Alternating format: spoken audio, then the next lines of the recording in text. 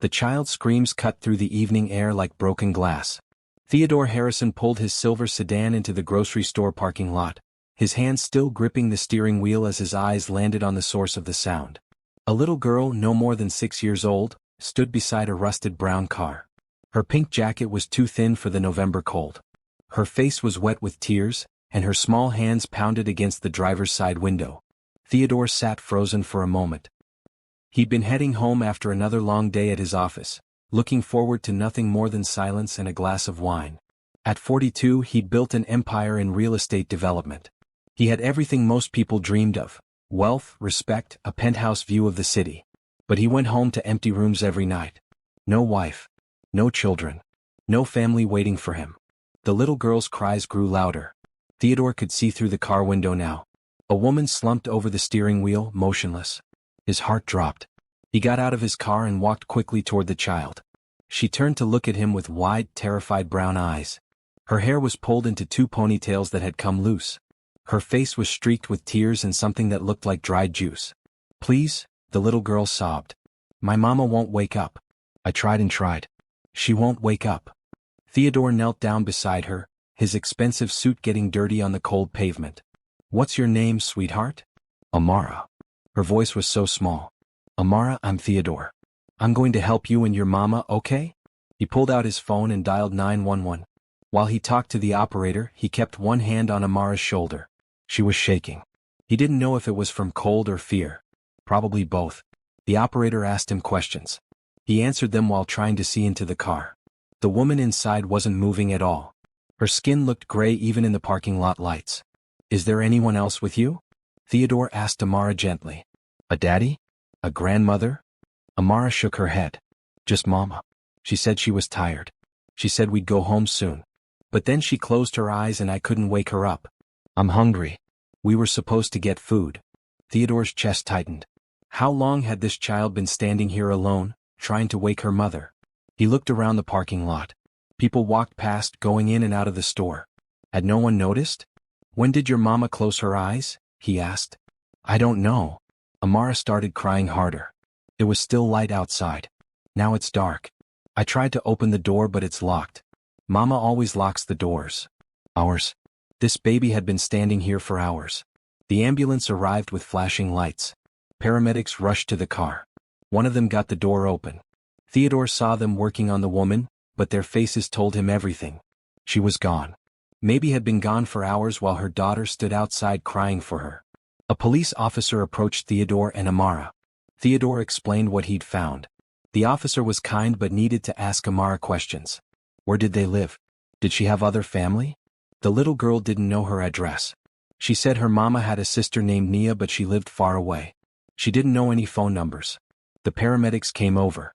One of them, a young woman with red hair, crouched down to talk to Amara. "Sweetheart, your mama was very sick. Her heart stopped working.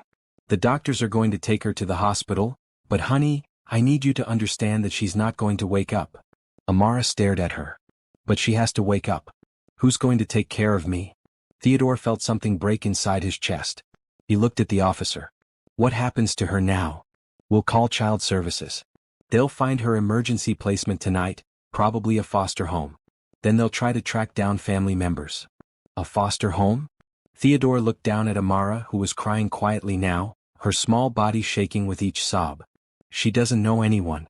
She's been through enough tonight." The officer nodded sympathetically. "I understand, sir, but that's the procedure."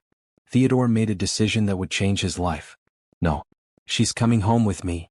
The officer looked surprised. "Sir, I appreciate your concern, but you can't just take a child. There are procedures, background checks, and legal requirements. Then start them. Now."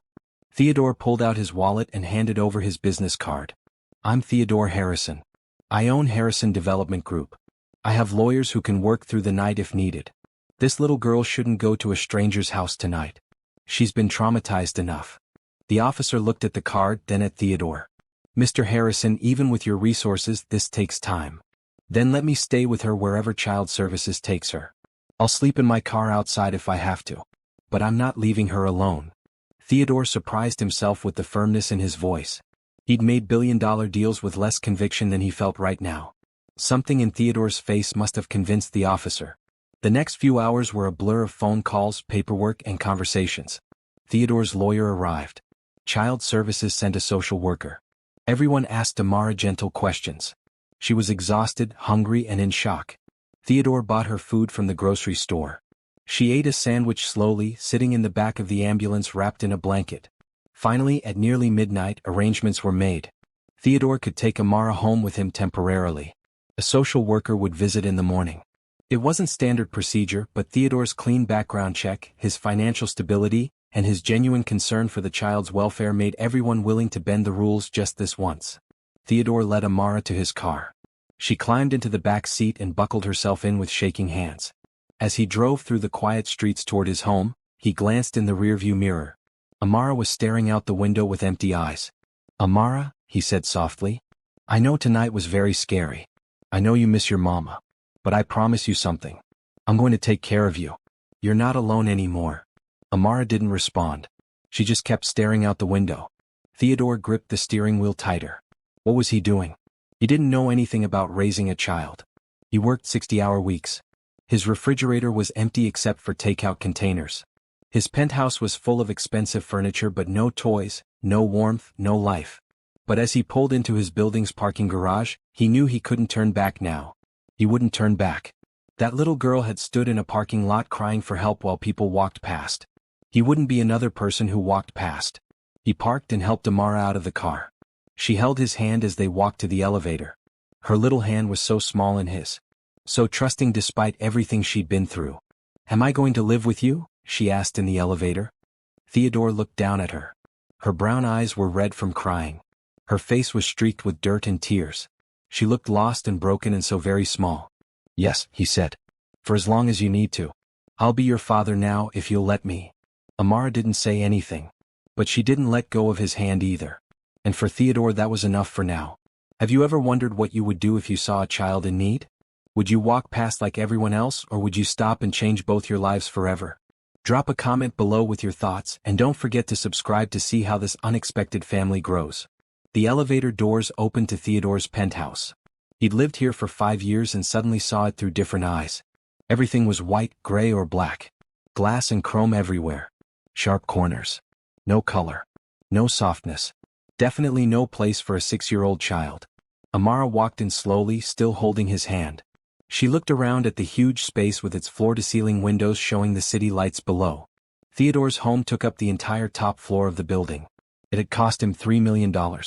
Right now it felt cold and empty. "Are you hungry?" Theodore asked. Then he remembered she'd eaten the sandwich. "Thirsty? Do you want some water? Or milk?" Did he have milk? He didn't think so. Amara shook her head. She was staring at the windows. "We're really high up." "Yes, we're on the 30th floor. You can see the whole city from here. During the day you can see the river." Amara didn't seem impressed. She just looked tired. Theodore remembered she'd been standing in that parking lot for hours. Then all the questions and procedures. She had to be exhausted. "Let me show you where you'll sleep," Theodore said. He led her down the hallway to one of his guest rooms. It had a queen-sized bed with white sheets, a modern dresser, and nothing else. No personality. No comfort. Amara looked at the big bed. "I never slept in a bed this big." "Well, tonight you can spread out as much as you want." Theodore tried to smile. "Let me find you something to wear. Your clothes are dirty." He went to his room and found the smallest t-shirt he owned. It would be enormous on her, but it was clean and soft. When he came back, Amara was sitting on the edge of the bed, swinging her legs. They didn't touch the floor. "Do you want to take a bath first?" Theodore asked. "Get cleaned up?" Amara nodded. Theodore showed her the bathroom. Another problem.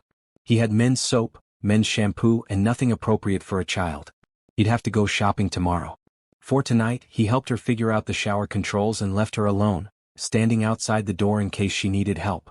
20 minutes later, Amara came out wearing his t-shirt like a dress. It hung down to her ankles. Her wet hair dripped onto the fabric. Theodore grabbed a towel and gently dried her hair. She stood very still while he did it, like she was afraid to move. "Better?" he asked. "Yes, sir." "You don't have to call me sir. Theodore is fine. Or Mr. Harrison if that's more comfortable." Amara looked up at him with those big brown eyes. "What should I call you?" Theodore's throat felt tight. He thought about what he'd said in the car. "I'll be your father now." But he didn't want to push her. Whatever feels right to you. We'll figure it out together. He tucked her into the big bed. She looked so small in the middle of it, almost swallowed by white sheets and pillows. Theodore sat on the edge of the bed. I know today was hard, he said quietly. I know you're sad about your mama. It's okay to be sad. It's okay to cry. And it's okay to be scared. This is all new and different. But I meant what I said. You're safe here. I'm going to take care of you. Amara's eyes filled with tears. I want my mama. I know, sweetheart. I know. Theodore didn't know what else to say. How do you comfort a child who'd lost everything? He stayed there, sitting on the bed until her breathing slowed and she fell asleep. Then he stayed a bit longer just to make sure she was really resting. When he finally stood up, his back ached from sitting in one position too long. He left the door open a crack so he could hear if she woke up. Then he went to the living room and collapsed on his couch. What had he done? He'd committed to taking care of a child he didn't know. A child who'd just lost her mother. A child who needed stability, love and care that he had no idea how to provide. Theodore pulled out his phone. It was 2 a.m, but he called his assistant anyway. Patricia answered on the third ring, her voice groggy. Mr. Harrison? Is everything okay? Patricia, I need you to clear my schedule for tomorrow. Actually, clear it for the week. The whole week. But you have the Johnson meeting and the presentation to the investors and reschedule everything. I'll explain tomorrow. He paused. Actually, I need you to do something else first thing in the morning.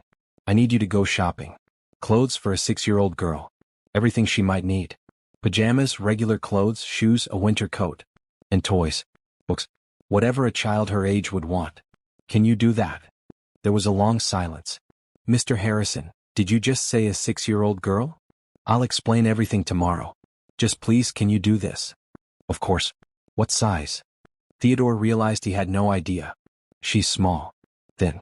Maybe ask the store clerk to help you? And Patricia, get everything in bright colors. Reds, blues, greens. Happy colors. After he hung up, Theodore called his lawyer. Then he called a cleaning service that worked nights. By morning, he wanted the second guest room converted into a proper child's bedroom. He gave them a credit card number and told them to buy whatever they thought a little girl would need. A smaller bed. Colorful bedding. A night light. Soft rugs. Then he sat in the dark, looking out at the city lights, wondering if he'd completely lost his mind. The social worker arrived at 9 the next morning. Her name was Mrs. Patricia Cole, a woman in her 50s with kind eyes and a no-nonsense attitude. She asked to speak with Amara first. Theodore waited in the kitchen while they talked in the living room. He couldn't hear their conversation, but he heard Amara's small voice answering questions. After 30 minutes, Mrs. Cole came to find Theodore. She seems comfortable with you. That's good. She told me you were kind to her last night. That you stayed with her until she fell asleep. I couldn't leave her alone. Not after everything. Mrs. Cole nodded. I've reviewed your background check. You're clean. No criminal record. Stable employment, though I understand you're quite more than stable financially. The question is, Mr. Harrison, why? Why take on a child you don't know? Theodore had been asking himself the same question all night. I saw a little girl who needed help. Everyone else walked past. I couldn't do that. And once I started helping, I couldn't just stop. She needs someone. She needs family. We're trying to locate her aunt. The mother had a sister listed as emergency contact, but the phone number is disconnected. We're working on finding her. Theodore felt a strange twist in his stomach. Relief and disappointment at the same time. Of course Amara needed her real family. But he'd only had her for one night and already he felt protective of her. What happens while you're looking? Usually foster care. But given the circumstances and your willingness, I'm approving temporary guardianship. We'll need regular check-ins. I'll visit weekly. If we find the aunt and she wants custody, then we'll deal with that when it comes. But for now, Amara can stay with you. You're officially her guardian. After Mrs. Cole left, Theodore found Amara still sitting on the couch. She'd changed into the clothes she'd worn yesterday. They were wrinkled and dirty. Amara, I have people coming today to bring you new clothes. And we're going to fix up a bedroom just for you. Would you like that? She nodded slowly. How long can I stay? As long as you want. This is your home now. Over the next few days, Theodore's organized, quiet life became something completely different. His assistant Patricia arrived with bags and bags of clothes. The night crew had transformed the second guest room into a little girl's paradise, with a small bed with a purple comforter, stuffed animals, a bookshelf full of children's books and soft pink rugs on the floor. There was even a small desk for homework. Amara walked into the room and stopped. She looked around at everything. This is for me? All for you. She walked to the bed and touched the purple comforter. I never had my own room before. Me and Mama shared. Theodore felt that tightness in his chest again. Well, now you have your own space. You can keep it however you want. The hardest part was the grief. Amara would seem fine one moment, and then something would remind her of her mother. She'd start crying sometimes for hours. Theodore would hold her and let her cry. He didn't know what else to do. He couldn't fix this. He couldn't bring her mother back. All he could do was be there. He hired a grief counselor who specialized in children. Dr. Rachel Foster came 3 times a week. She was patient and gentle with Amara. She also gave Theodore advice on how to help her process her loss. You're doing well, Dr. Foster told him after the 2nd week. You're giving her stability and safety. That's what she needs right now. Time and patience. Theodore also enrolled Amara in school. She'd missed 2 weeks already. The principal was understanding when Theodore explained the situation. They placed Amara in 1st grade and assigned her a teacher who was experienced with children dealing with trauma. Every morning, Theodore drove Amara to school. Every afternoon he picked her up. He'd never spent so much time away from his office. His business partners were confused. His employees were surprised. But Theodore didn't care. Amara needed him. At night he read to her. They'd sit together on her bed and work through picture books. Sometimes she'd fall asleep before he finished. Other times she'd ask him to read the same book 3 times in a row. He never said no. Slowly, carefully, Amara started to come back to life. She smiled sometimes. She laughed at a cartoon on television. She asked for chocolate milk. Small things, but they felt like victories. 3 weeks after Theodore found her in that parking lot, Amara called him Teddy for the first time. Not Theodore. Not Mr. Harrison. Teddy. It was dinner time. They were eating pizza at the kitchen table. Teddy, can I have more pizza? She asked. Theodore looked at her. You can call me that if you want. Is it okay? It's more than okay. That night, after he tucked her in, Amara hugged him tight. Thank you for taking care of me, Teddy. Theodore hugged her back, his eyes wet. Thank you for letting me. He walked back to his room feeling like maybe, just maybe, he hadn't completely messed this up. Maybe he could actually do this. Maybe they could actually be a family. Then the doorbell rang. It was 9 at night. Theodore frowned and walked to the door. He looked through the peephole and saw a woman he didn't recognize. She was African American, probably in her early 30s with her hair pulled back. She wore jeans and a green sweater. She looked exhausted and upset. Theodore opened the door. Can I help you? The woman looked at him with tears in her eyes. I'm looking for Amara. I'm her aunt. I'm here to take her home. Theodore stood in the doorway, his hands still on the doorknob. The woman in front of him had the same eyes as Amara. The same shape to her face. He could see the family resemblance immediately. You're Nia, he said. It wasn't a question. Nia Washington. I'm Amara's aunt. Her mother was my sister, Tasha. Her voice cracked on her sister's name. I just found out. I was working in Dubai. I didn't even know she was sick. I didn't know she couldn't finish the sentence. Theodore stepped back. Come in. Please. Nia walked into the penthouse, but she didn't look around at the expensive furniture or the view. Her eyes went straight down the hallway. Where is she? Where's Amara? She's sleeping. It's 9 o'clock. I need to see her. Please. I flew 18 hours straight. I haven't slept. I haven't eaten. I just need to see my niece. Theodore understood. He led Nia down the hallway to Amara's room. The door was open a crack. They walked in quietly. Amara was curled up in her purple bed, holding a stuffed bear. Her face was peaceful in sleep. Nia put her hand over her mouth. Tears rolled down her face. She walked to the bed and knelt beside it, reaching out to touch Amara's hair gently. Oh, baby girl, she whispered. I'm so sorry. I'm so sorry I wasn't here. Theodore stood by the door, feeling like he was intruding on a private moment. After a few minutes, Nia stood up and walked out. Theodore followed her back to the living room. I don't understand, Nia said. She was pacing now. The social worker said a man had temporary guardianship. I thought maybe he was a family friend or something. But you're not. I've never seen you before. How did you end up with my niece? Theodore told her the whole story. The parking lot. Amara crying. Her mother dead in the car.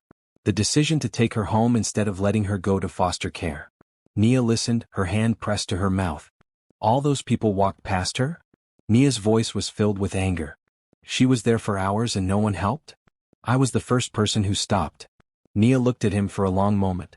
Thank you. Thank you for helping her. For taking care of her. But I'm here now. I'll take her home with me. I'm her family. Theodore had known this was coming. He'd told himself to be ready. But hearing it out loud made his chest hurt. He'd only had Amara for 3 weeks, but she'd become part of his life. Still, Nia was right. She was Amara's real family. Of course, Theodore said. She should be with her family. But can I ask, where will you take her? Do you live in the city? Nia sat down on the couch. She suddenly looked very tired. I did. Before I took the job in Dubai. I gave up my apartment because I was going to be gone for a year.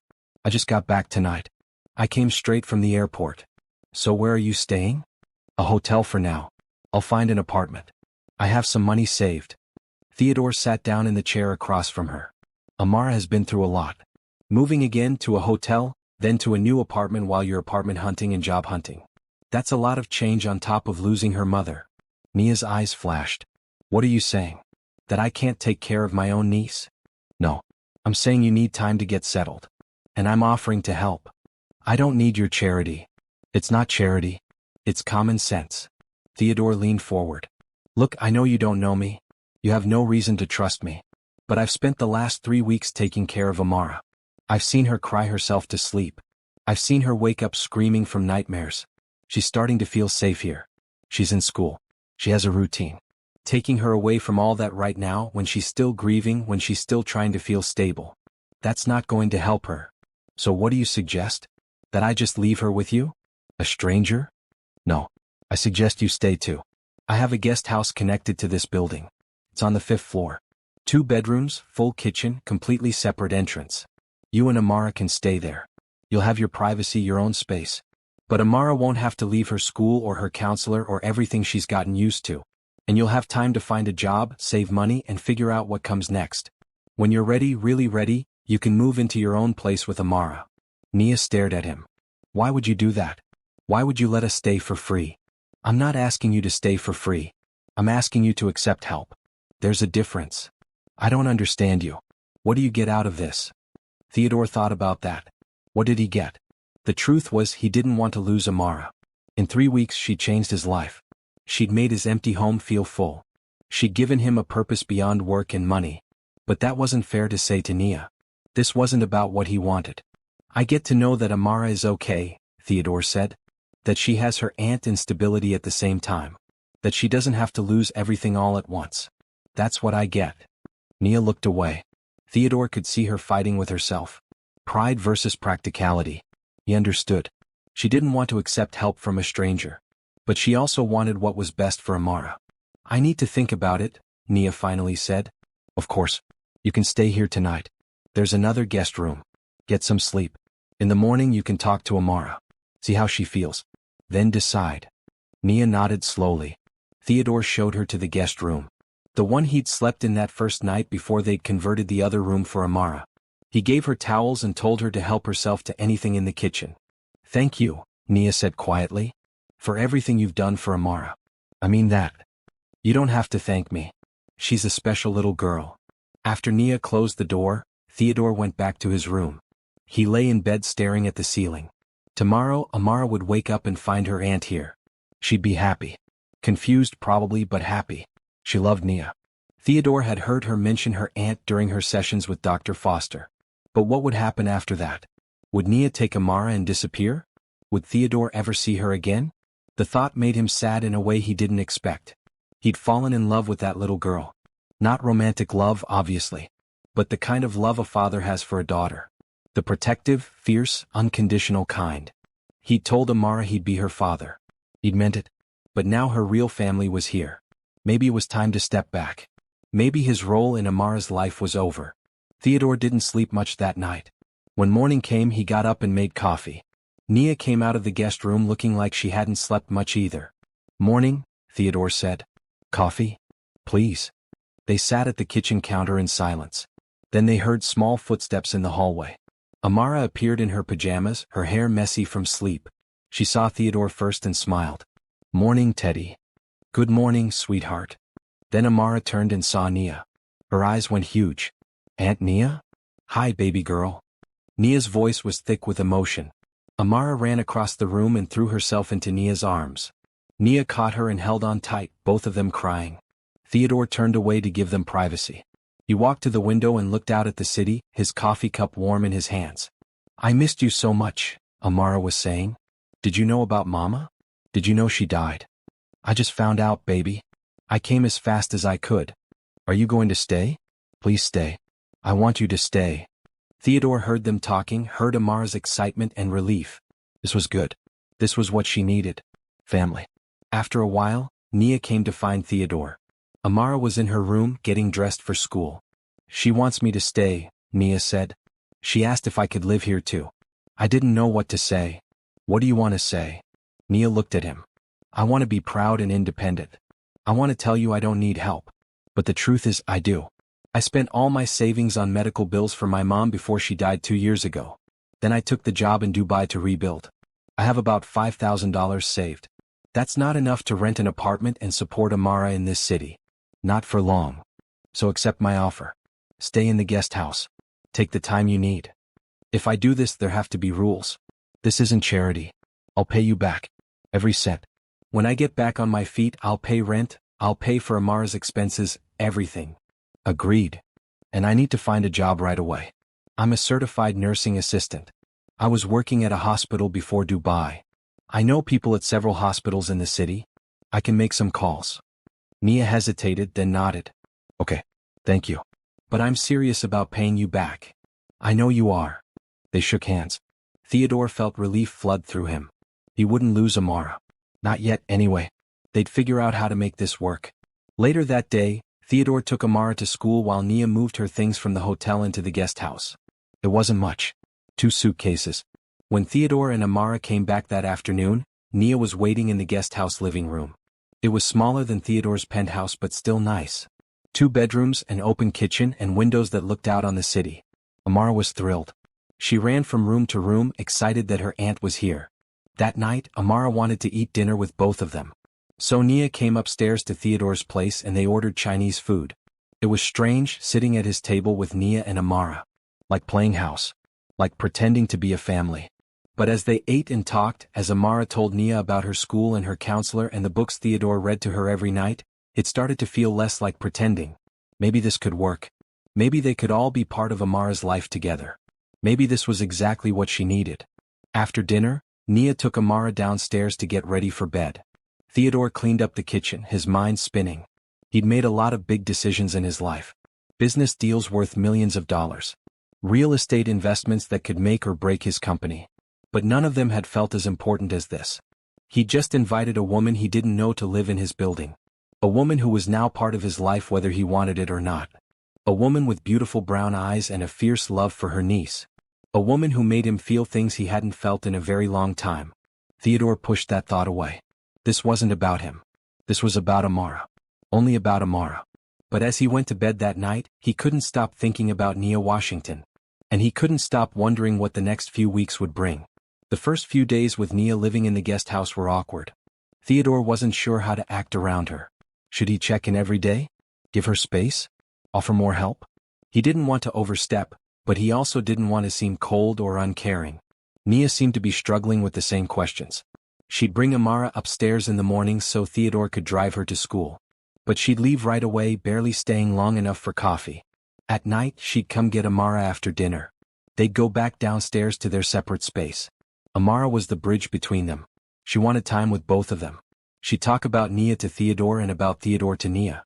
She'd ask Theodore to come downstairs sometimes, or ask Nia to stay for dinner more often. After a week of this careful dance, Theodore made a decision. He knocked on the guest house door one Saturday morning. Nia answered in jeans and a red t-shirt, her hair pulled up. Theodore. Is everything okay? Yes. I just thought maybe we could all do something together today. Take Amara somewhere. She's been cooped up all week with school and routines. Maybe she'd like to go to the park? Or the children's museum? Nia looked surprised. You want to spend your Saturday with us? If that's okay with you. Nia was quiet for a moment. Then she nodded. Okay. Let me ask Amara. Amara was overjoyed at the idea. They ended up going to the Science Museum.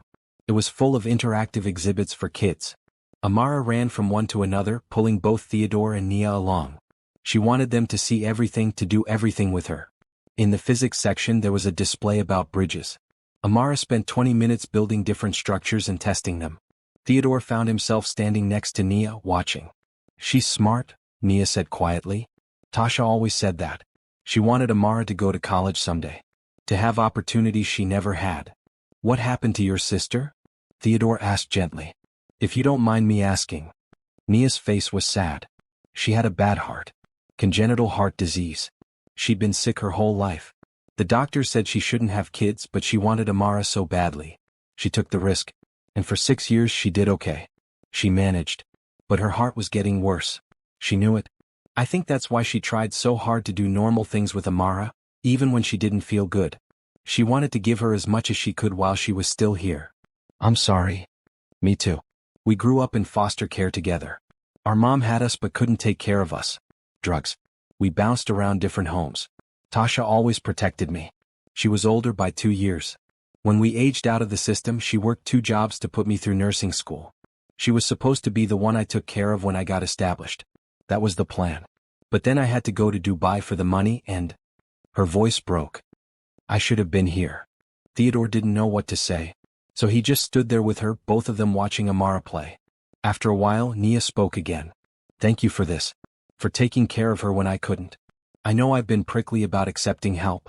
It's hard for me. Growing up the way we did, you learn not to depend on anyone. You learn that people let you down. But you didn't let Amara down. You stepped up when no one else did. I'm glad I was there that night." They looked at each other. Theodore saw something shift in Nia's eyes. Like she was seeing him differently now. Not as a stranger or an obstacle, but as someone she could maybe trust. Over the next few weeks they fell into a new routine. One that included all 3 of them. They'd have breakfast together most mornings before Amara went to school. Nia would make eggs or pancakes. Theodore would set the table. Amara would chatter about her dreams or what she wanted to do that day. Theodore's lawyer had made calls, and Nia got a job at City General Hospital. Night shift, which meant she could be there when Amara got home from school.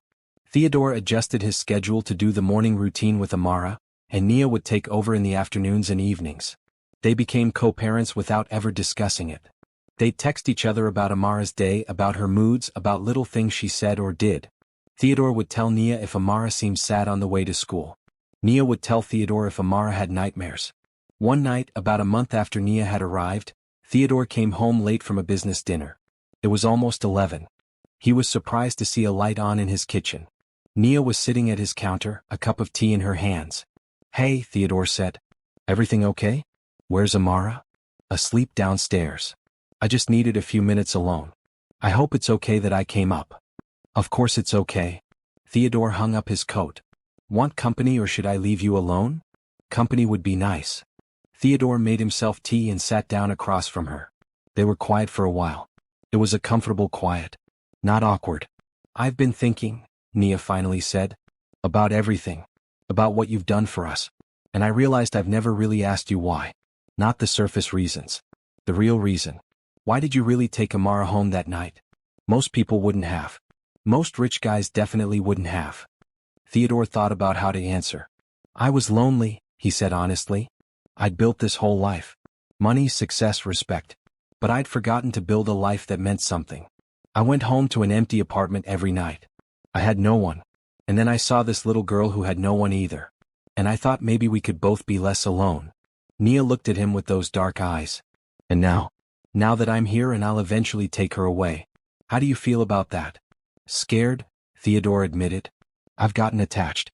I love her. I know she's not mine. I know she's your family. But I love her anyway. And the thought of not seeing her every day, of not being part of her life, that hurts. What if you could still be part of her life? Would you want that?" "Yes. Absolutely yes." Nia nodded slowly. "I've been watching you with her. The way you read to her every night. The way you listen when she talks about her day. The way you hold her when she cries. You're good for her. She needs you. She needs you. Maybe she needs both of us." Theodore looked at Nia. There was something in her voice. Something hopeful. "I've been thinking about the future," Nia continued. "About what happens when I save enough money to move out. About taking Amara away from this place, from you. And every time I think about it, I feel sick. Because she's happy here. She has stability. And not just because of the nice apartment or the school. Because of you. Because you care about her. I do care about her. So what if we just kept doing this? What if I stayed here in the guest house and we raised her together? Not legally, obviously. You're not her father and I'm not her mother. But practically, in day-to-day life, we could be her family. Both of us. Theodore's heart was beating fast. Are you sure? You want to stay? I want what's best for Amara. And I think what's best is having both of us in her life. Unless you don't want that. Unless you want us to leave. No, Theodore said quickly. I don't want you to leave. Either of you. Nia smiled. It was the first real smile Theodore had seen from her. Good. Then we'll stay. And maybe if you're interested I could start paying rent. Real rent. Contributing financially. You don't have to. I want to. I'm making decent money now. I can afford to pay something. It'll make me feel better. Like this is a real arrangement, not charity. If that's what you need, then okay. But Nia, this was never about money. I know. But it is about respect. And I want to feel like an equal partner in this, whatever this is. They talked for another hour working out details. How much rent Nia would pay. How they'd split expenses for Amara. How they'd handle school events and doctor's appointments and all the other little things that come with raising a child. By the time Nia went back downstairs they had a plan. A real plan for moving forward together. Theodore went to bed feeling lighter than he had in weeks. This could work. This strange, unexpected arrangement could actually work. The next morning at breakfast they told Amara that Nia would be staying. That they'd all be living together for a long time. Amara was so happy she cried. She hugged both of them at once, her little arms barely reaching around them both. We're a family now? Amara asked. Theodore looked at Nia. Nia looked at him. They both smiled. Yes, Nia said. We're a family now. Over the next month, that statement became true in ways Theodore hadn't expected. They started doing everything together. Weekend trips to the zoo. Movie nights where they'd all pile on the couch with popcorn. Game nights where Amara would beat them both at Candyland. Theodore found himself looking forward to coming home. His penthouse didn't feel empty anymore. There were signs of life everywhere. Amara's drawings on the refrigerator. Nia's coffee cup on the counter. Laughter echoing through the halls. And Nia. Theodore found himself thinking about her more and more. The way she laughed at Amara's jokes. The way she hummed while cooking dinner. The way she looked at him sometimes like she was trying to figure him out. One night, after Amara was asleep, Nia stayed upstairs to watch a movie with Theodore. They sat on opposite ends of the couch at first. But as the movie went on, they somehow ended up in the middle, sitting close together. When the movie ended, neither of them moved. They just sat there in the quiet. Theodore, Nia said softly. Can I ask you something? Anything. Do you ever think about what happens next? After Amara grows up? After she doesn't need us as much anymore? Sometimes. Why? Because I do. And when I think about it, I don't want to go back to being alone. These last few months, living here, being part of something. It's made me realize how lonely I was before. Theodore turned to look at her. I know exactly what you mean. They were sitting very close now. Theodore could see the flecks of gold in Nia's brown eyes. He could smell her shampoo, something floral and sweet. Nia, I need to tell you something. I've been feeling things I probably shouldn't be feeling. Given the situation. Given that we're supposed to be co-parenting Amara. What kind of things? Nia's voice was barely a whisper. Things like wanting to see you every day. Looking forward to our late-night talks. Thinking about you when I'm at work. Caring about you not just because you're Amara's aunt, but because you're you. Nia didn't say anything for a moment. Theodore worried he'd said too much. Crossed a line. Ruined everything. Then Nia smiled. I've been feeling those things too. I didn't want to admit it. I told myself I was just grateful. That I was just being friendly. But it's more than that. I look at you and I see someone kind and patient and good. Someone who makes me laugh. Someone I want to spend time with. And that scares me. Why does it scare you? Because what if we try this, whatever this is, and it doesn't work? What happens to Amara then? What happens to this family we've built? Theodore understood her fear. He felt it too. But he also felt something stronger. Oh, what if it does work? He said. What if we're meant to be more than just Amara's caregivers? What if we're meant to be something for each other too? Nia looked at him for a long moment. Then she leaned in and kissed him. It was soft and gentle and full of all the things they'd both been feeling but not saying. When they pulled apart they were both smiling. We should probably take this slow, Nia said. For Amara's sake. Agreed. Very slow. They sat together on the couch, holding hands, both of them grinning like teenagers. Neither of them noticed the small figure watching from the hallway. Amara stood there in her pajamas, smiling. She'd gotten up for water and saw them together. Instead of interrupting, she just watched for a moment, happy that the two people she loved most were happy together.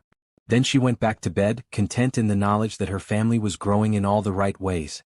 The next few weeks were a careful dance. Theodore and Nia were exploring their feelings for each other while trying to keep everything normal for Amara. They didn't hold hands in front of her. They didn't kiss. They just spent time together as they always had, but now there was something new underneath. A warmth. A connection that made every interaction feel charged with possibility. Theodore couldn't remember the last time he'd felt this way about someone. Actually, he could. It had been his college girlfriend almost 20 years ago. Since then, he'd dated occasionally but never seriously. Work had always come first. Building his company had consumed all his time and energy. Now he found himself leaving the office early, turning down business dinners, rearranging meetings so he could be home for dinner with Nia and Amara. His assistant Patricia noticed the change. "You seem happy lately," she said one afternoon. "Different." "Different how?" "I don't know. Lighter. Like you're not carrying the weight of the world on your shoulders anymore." Theodore smiled. She was right. He did feel lighter. For the first time in years, he had something in his life besides work. Something that mattered more. At home, things were shifting in subtle ways. Nia started staying upstairs later after Amara went to bed. They'd sit on the couch and talk for hours. About everything. Their childhoods, their dreams, their fears. Theodore told Nia about his parents, who died in a car accident when he was in his 20s. How he'd thrown himself into work to avoid dealing with the grief. How he'd built this successful life but forgotten to live in it. Nia told him about foster care. About being moved from home to home. About the families who were kind and the ones who weren't. About her sister Tasha, who'd been her protector and her best friend. "She would have liked you," Nia said one night. "Tasha. She always said I needed someone stable. Someone solid. She used to joke that I fell for the wrong guys because I was afraid of the right ones." "What kind of guys did you fall for?" "The exciting ones. The ones with big plans and no follow-through. The ones who made promises they never kept." She looked at Theodore. "You're different. When you promise something, you do it. When you commit, you're all in. That's rare." "Is that a good thing?" "It's a very good thing." They were sitting close on the couch. Nia's head was resting on Theodore's shoulder. It felt natural. Like they'd been doing this for years instead of weeks. "Nia, I want to ask you something," Theodore said carefully. "Would you want to go on a real date with me? Just the two of us. Dinner somewhere nice. Like a proper first date." Nia lifted her head to look at him. "What about Amara? We said we'd take this slow for her sake. We'll get a babysitter. Someone Amara knows and trusts. Maybe that teenage girl from the 4th floor? She's babysat for other families in the building. Amara met her in the elevator last week and thought she was cool." "You've really thought this through." "I have. Because I want to do this right. I want to take you out. Show you that this is real. That you're not just Amara's aunt to me. You're someone special. Someone I want to get to know better." Nia smiled. "Okay. Yes. I'd like that." They went on their first date the following Saturday. The babysitter, a 16-year-old named Sophie, arrived at 6. Amara was excited to have a teenager hanging out with her. Sophie brought board games and movies. Amara barely noticed when Theodore and Nia left. Theodore took Nia to an Italian restaurant downtown. It was small and intimate, with candles on every table. They ordered wine and pasta and talked for 3 hours. It felt different than their conversations at home. More intentional. More like they were really seeing each other. "I have something to tell you," Nia said over dessert. "I've been saving money. Between my job and the rent I'm paying you, I'm putting away about $1,000 a month. In a year, I'll have enough for a down payment on a small house. Maybe something in the suburbs with a yard for Amara." Theodore felt his stomach drop. "You want to move out?" "I want to have options. I don't want to be dependent on you forever. I need to know I can stand on my own 2 feet. Does that make sense?" It did make sense. But Theodore didn't like it. The thought of Nia and Amara moving out, of not seeing them every day, made him feel panicked. "What if you didn't move out?" he said. "What if you stayed?" "Theodore, we can't live like this forever. You in your penthouse, me in the guest house. Eventually, Amara is going to ask questions. Eventually, we're going to have to figure out what this is. So let's figure it out. What do you want this to be?" Nia looked down at her wine glass. "I don't know. I like you. I really like you. But I'm scared. What if we try to be more and it ruins everything? What if Amara gets hurt? What if we don't try and we spend the rest of our lives wondering what if? That's not fair. You can't just say romantic things and expect me to stop being practical. I'm not asking you to stop being practical. I'm asking you to take a chance. On me. On us. Theodore reached across the table and took her hand. I know it's scary. I'm scared too. But I think we could be really good together. I think we already are. Nia squeezed his hand. Can we just take it one day at a time? See where it goes. One day at a time. I can do that. When they got home, Sophie reported that Amara had been perfect. They played games, watched a movie, and Amara had gone to bed without any problems. Theodore paid Sophie and walked her to the elevator. When he came back, Nia was still there. She was standing by the windows looking out at the city lights. Thank you for tonight, she said. It was perfect. Thank you for saying yes. They stood there for a moment just looking at each other. Then Nia kissed him. It was longer this time, deeper. When they pulled apart, they were both breathing hard. I should go, Nia said. Before I do something we're not ready for. Theodore smiled. Good night, Nia. Good night, Theodore. After she left, Theodore cleaned up the apartment. He felt like he was floating. Everything was falling into place. His business was doing well. Amara was thriving. And now he had Nia. Maybe not completely, not yet. But they were building something. Something real. The next morning, Nia made a suggestion at breakfast. Theodore, I was thinking. I'm almost done with my nursing certification courses. Just one more class and I'll be fully certified. But there's a program at the community college, a bridge program, that would let me become a registered nurse. It's 2 years, mostly evening classes. That sounds great. You should do it. It's expensive. About $15,000 for the whole program. Theodore understood where this was going. Let me pay for it. Theodore. Please. Think of it as an investment. In your future. In Amara's future. You'll make more money as an RN. You'll have more flexibility with hours. You'll be able to provide better for Amara in the long run. I can't keep letting you pay for everything. Why not? I have the money. I want to help. And this isn't charity, Nia. This is me investing in someone I care about. Someone I believe in. Nia was quiet for a long moment. Amara was watching them, listening to every word. Okay, Nia finally said. But I'm paying you back. When I become an RN and start making better money, I'm paying back every cent you've spent on me. Deal. Later that week, Nia enrolled in the program. She was excited but nervous. It had been years since she'd been in school. But Theodore and Amara cheered her on. On her first day of class, they both gave her good luck cards. Amara's had a drawing of Nia wearing a nurse's hat. Theodore's had a simple message, I believe in you. The weeks turned into months. Fall became winter. The holidays approached. It would be Amara's first Thanksgiving and Christmas without her mother. Everyone was worried about how she'd handle it. The week of Thanksgiving, Amara started having nightmares again. She'd wake up crying, calling for her mother. Theodore or Nia would go to her, hold her, remind her that she was safe and loved. But it broke their hearts every time. She's grieving, Dr. Foster explained at their session. Holidays bring up memories. Feelings. This is normal. Just be there for her. Let her feel what she needs to feel. They decided to make new traditions. Traditions that were theirs, not ghosts of the past. On Thanksgiving they cooked together. All three of them. Theodore made the turkey even though he'd never cooked a turkey in his life. Nia made her grandmother's sweet potato pie.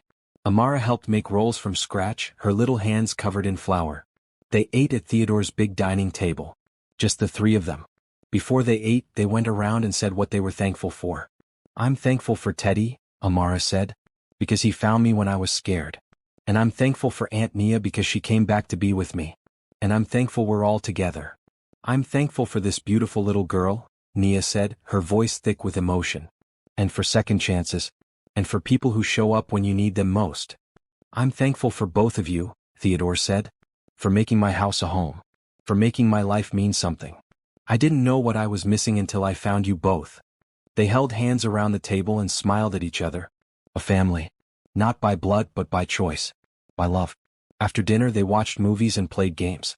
Amara fell asleep on the couch between Theodore and Nia. They both looked down at her peaceful face. She's doing okay, Nia whispered. We're doing okay. Better than okay, Theodore whispered back. That night after they'd put Amara to bed, Nia stayed upstairs again.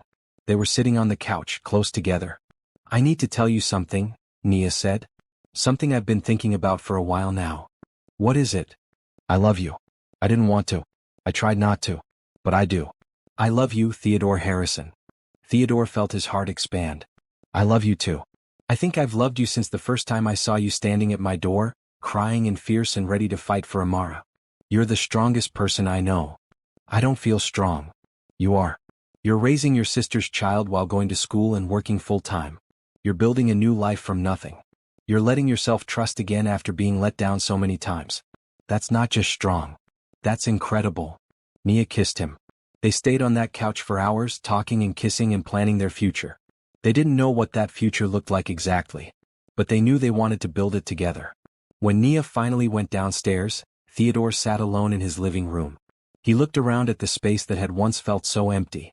Now it was full of life, full of love, full of everything he'd been missing for so long. He thought about that night in the parking lot, about finding Amara crying beside her mother's car, about the decision he'd made to help her, to take her home, to become her father. That decision had changed everything. It had brought Nia into his life. It had given him a family. It had given him purpose and meaning and joy. Sometimes, Theodore thought, the best things in life come from the hardest moments. From choosing to stop when everyone else walks past.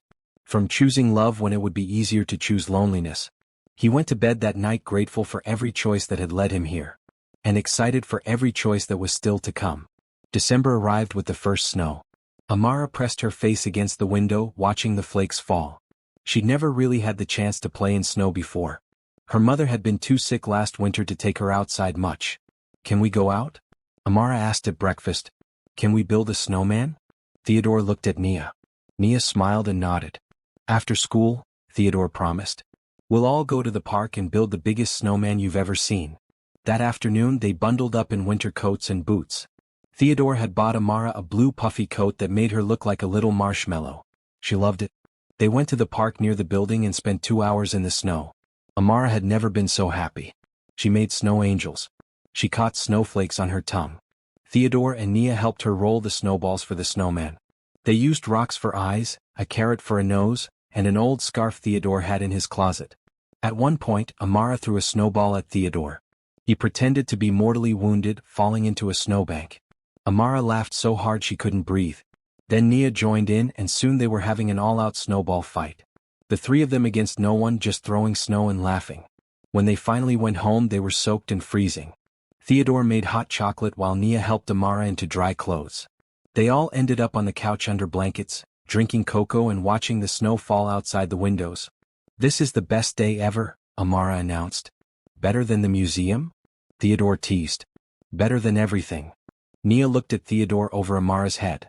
Her eyes said what her mouth couldn't with Amara right there. "I love this. I love you. I love our life." Theodore mouthed back, "Me too." As Christmas approached, they faced another challenge. What kind of celebration should they have? Amara was still dealing with the loss of her mother.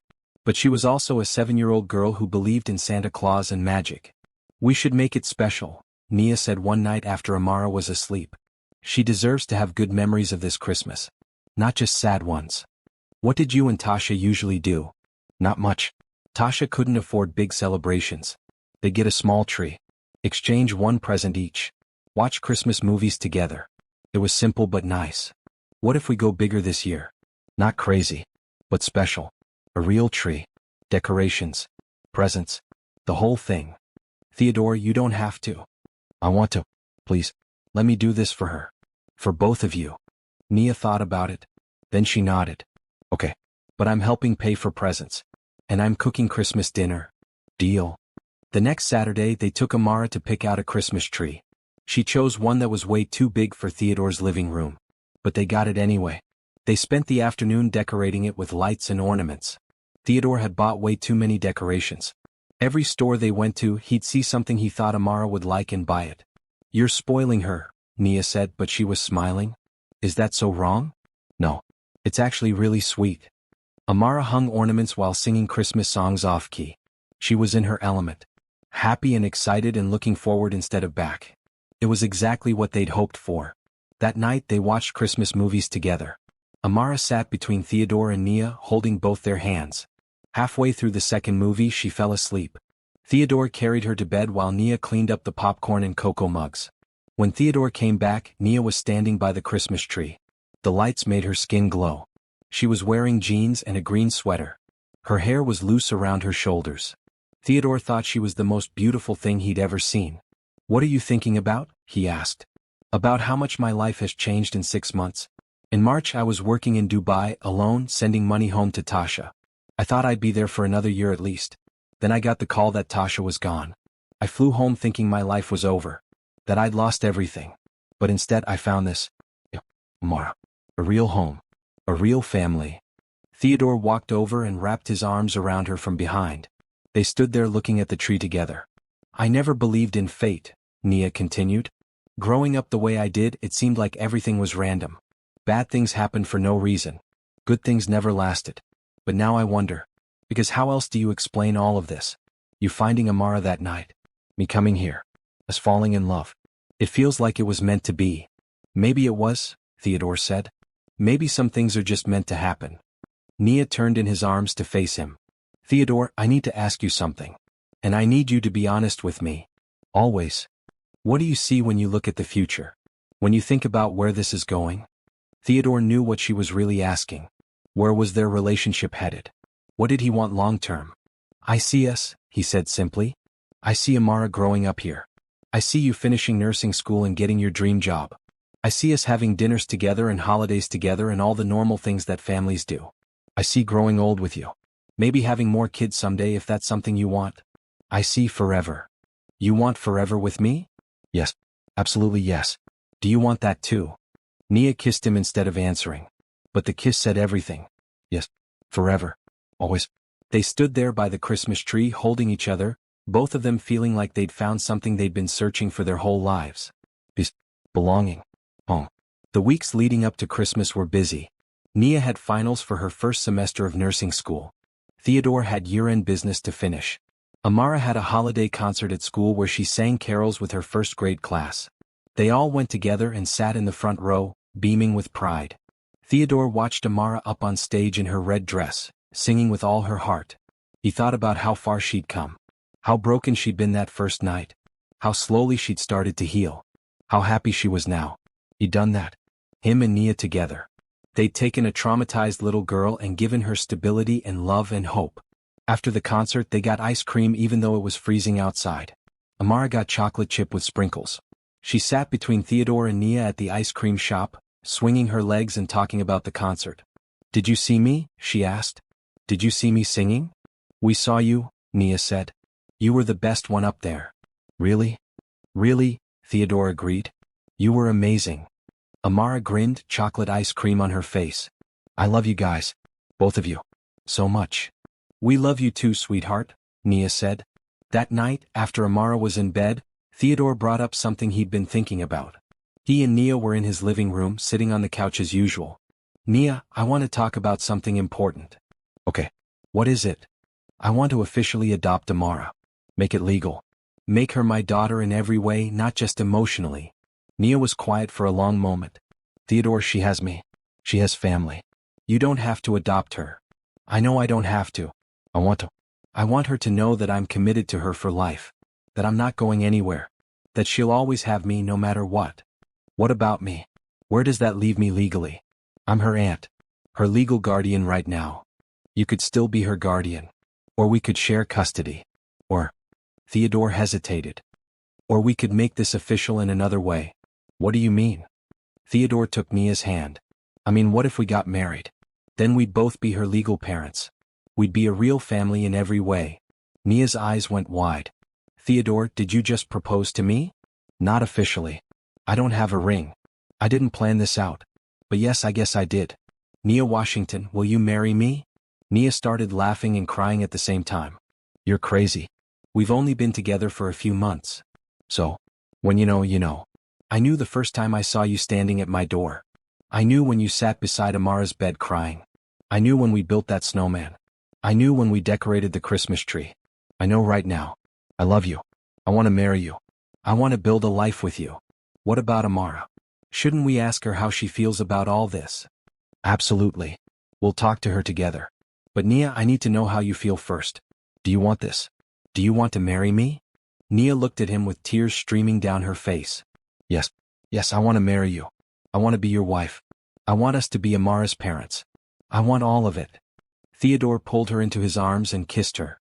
They held each other for a long time, both of them crying happy tears. We should wait until after Christmas to tell Amara, Nia said.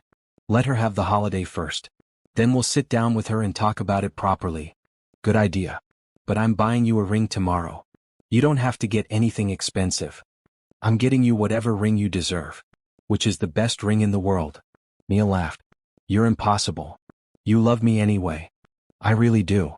They stayed up late that night, talking about wedding plans and adoption procedures and all the logistics of combining their lives officially. But mostly they just held each other, amazed at how much their lives had changed in such a short time. Theodore thought about that parking lot again.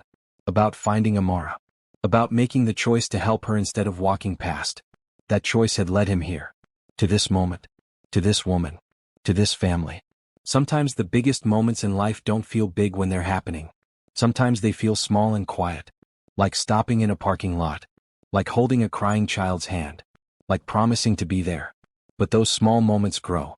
They bloom into something bigger than you ever imagined. They become love and family and home. Theodore fell asleep that night with Nia in his arms, grateful for every small moment that had led him here. And excited for all the big moments still to come. Christmas morning arrived bright and clear. Amara woke up at 6 and immediately ran to Theodore's room. She burst through the door, jumping on his bed. Teddy, wake up. Santa came. I heard him last night. I heard sleigh bells and everything. Theodore sat up, rubbing his eyes. You heard sleigh bells? Yes. Come on, we have to go see what he brought. They went to wake up Nia, who was sleeping in the guest house. Amara pounded on the door until Nia answered, sleepy and disheveled in her pajamas. Merry Christmas, Aunt Nia. Santa came. We have to open presents right now. The three of them went upstairs to Theodore's penthouse. Amara gasped when she saw the tree. The pile of presents underneath it had doubled from the night before. Theodore and Nia had stayed up late putting everything out after Amara went to sleep. There's so many, Amara breathed. Are they all for me? Most of them, Theodore said. Some are for your aunt. And a few are for me. They spent the next hour opening presents. Amara got books and toys and games and clothes. She got a bike for when spring came.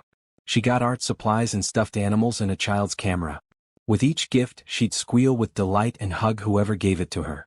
Nia opened her presents too. Theodore had gotten her jewelry, nice clothes for work, and gift certificates for things she'd mentioned wanting. But the present that made her cry was a simple frame. Inside was a photo Theodore had taken secretly of Nia and Amara making cookies together. They were both laughing, flour on their faces, looking at each other with pure love. This is perfect, Nia whispered. Thank you. Theodore's presents were mostly from Amara. She'd made him cards and drawings at school. One was a picture of the three of them holding hands with a house and a son. At the top, she'd written in crayon, my family. But Nia had gotten Theodore something too. A watch. Nothing too expensive because she didn't have that kind of money. But it was nice and practical and she'd had it engraved on the back. It said, time well spent. Love. I love it, Theodore said, putting it on immediately. Thank you. After presents they made breakfast together. Pancakes with chocolate chips, Amara's favorite. Then they spent the day in their pajamas, playing with Amara's new toys and watching Christmas movies. That evening Nia cooked a small Christmas dinner. Just turkey and sides, nothing fancy. They ate at Theodore's table, the three of them holding hands and saying what they were grateful for again. I'm grateful for Santa, Amara said. And for this family. And for everything. After dinner, after Amara had gone to bed exhausted and happy, Theodore and Nia sat on the couch. Theodore pulled out a small box from his pocket. I know we said we'd wait to talk to Amara, Theodore said. But I got this today and I couldn't wait any longer. Nia, I love you. Will you marry me? For real this time, with a ring and everything? He opened the box. Inside was a beautiful diamond ring. Simple but elegant. Exactly Nia's style. Nia's hands went to her mouth. Theodore, oh my God. It's beautiful. So is that a yes? Yes. Yes, of course yes. Theodore slipped the ring on her finger. It fit perfectly. Nia stared at it, tears running down her face. I can't believe this is my life now, she said. I can't believe I get to marry you. That we get to be a family. Believe it? This is real. This is forever. They decided to tell Amara the next day. But they wanted to do it right. They wanted her to be part of this decision, not just told about it after the fact. The next morning they made Amara pancakes again. Then they all sat down in the living room. Amara could tell something was up. She kept looking between them. "What's going on?" she asked. "Am I in trouble?" "No, sweetheart," Nia said. "You're not in trouble. We just need to talk to you about something important. Something that affects all of us." Theodore took a deep breath. "Amara, you know how much we both love you, right?" "Yes." "And you know how we've all been living together for the last few months and it's been really nice?" "Yes." "I love living with both of you. Well, your Aunt Nia and I have been talking. And we love each other very much. And we want to make our family official. I asked your Aunt Nia to marry me and she said yes." Amara's eyes went huge. "You're getting married?" "Yes," Nia said. "If that's okay with you. That means Teddy will be my uncle?" Theodore smiled. "Well, actually, I was hoping I could be more than that. If you want, I'd like to adopt you. Make you my daughter officially. That means your Aunt Nia and I would both be your parents. Would that be okay with you?" Amara was quiet for a long moment. They could see her thinking, processing. "What about my mama?" she finally asked. "If you adopt me, does that mean I'm not her daughter anymore?" Nia pulled Amara into her lap. "No, baby. You'll always be your mama's daughter. Always. Nothing can change that. Your mama loved you so much. And she would be so happy that you have people who love you and want to take care of you. This doesn't replace her. This just means you have more people who love you. Me and Teddy together taking care of you forever." "Forever." "Forever," Theodore confirmed. "I'm not going anywhere. You're stuck with me for life." Amara looked at both of them. Then a huge smile spread across her face. "So we'll really be a family? Like a real family?" "We're already a real family," Nia said. "But yes, this will make it official." Amara threw her arms around both of them. "Yes. Yes, I want that. I want Teddy to be my daddy. And I want you to get married. And I want us to be together forever." Theodore felt tears running down his face. He didn't even try to hide them. This moment, this perfect moment, was everything he'd wanted without knowing he wanted it. Over the next few weeks they started planning. The wedding would be small. Just close friends and Amara. They'd do it in the spring, giving them time to get everything organized and for Theodore's adoption of Amara to be processed. Theodore hired a lawyer to handle the adoption paperwork. It was more complicated than he'd expected. There were home visits and background checks and interviews. But everyone could see that Amara was thriving. That she was happy and healthy and loved. Nia also had to sign papers, agreeing to share custody with Theodore. She did it gladly. They were in this together. Team. At the same time, Nia was finishing her first year of nursing school. She was at the top of her class. Her professors loved her. She'd found her calling. Theodore was so proud of her he could burst. One day in February, Theodore came home from work to find Nia and Amara making dinner together. They were dancing around the kitchen to music, laughing and singing. He stood in the doorway just watching them. This was his life now. Coming home to laughter and music. To people who loved him. To a little girl who called him daddy and a woman who wore his ring. To family.